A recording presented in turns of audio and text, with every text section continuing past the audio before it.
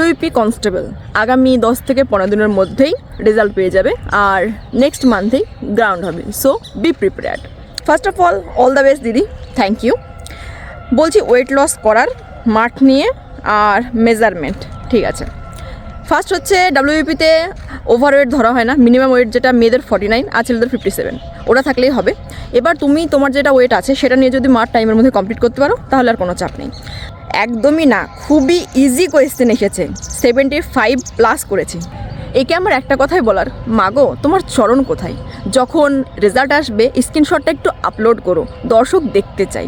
কটা এক্সাম দিয়েছেন আপনি? হাসিবালা ইমোজি।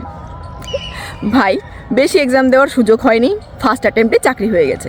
তারপর একটা কেপির প্রিলি দিয়েছিলাম, ওটাতে 74.75 ছিল। এতই মনে সাহস যখন ইউআরএ ফর্ম ফিল আপ করে এক্সামে বসো, বুঝবে এক্সাম হল কী জিনিস।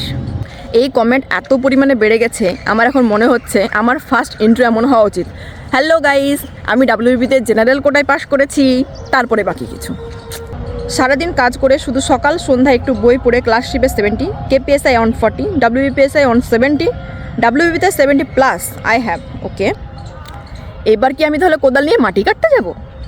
অনেক সুন্দর স্কোর করেছো, অবশ্যই তোমাকে রেসপেক্ট, কিন্তু আমার এই জিনিসটা ভালো লাগলো না যে তুমি এত ভালো একটা স্টুডেন্ট হয়ে এইভাবে একটা কমেন্ট করছো।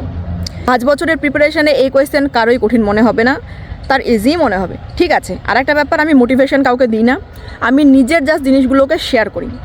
সো যার ভালো লাগে সে দেখে, যার ভালো লাগে না সে স্কিপ করে, তুমিও করতে পারো। এর আগে এরকম এক্সাম হয়নি বলেই তোমার মতন ড্যাশ চাকরি পেয়ে গেছে। আমার মতো নাম্বার না পাওয়ার জন্যই তোমার মতন অনেক ছেলেরা সেদিন ওই ফাইনাল প্যানেল লিস্ট থেকে বাদ গেছিলো। যাই হোক, বেসিক ম্যানার্স রেখো, মানুষের সঙ্গে কীভাবে কথা বলতে হয় অ্যাটলিস্ট এইটুকু তো ফ্যামিলির শেখানোই উচিত। তোমাকে শেখায়নি, কি আর করার। অ্যাটিটিউড দেখে মনে হচ্ছে জাস্ট IPS ক্র্যাক করে এসেছেন।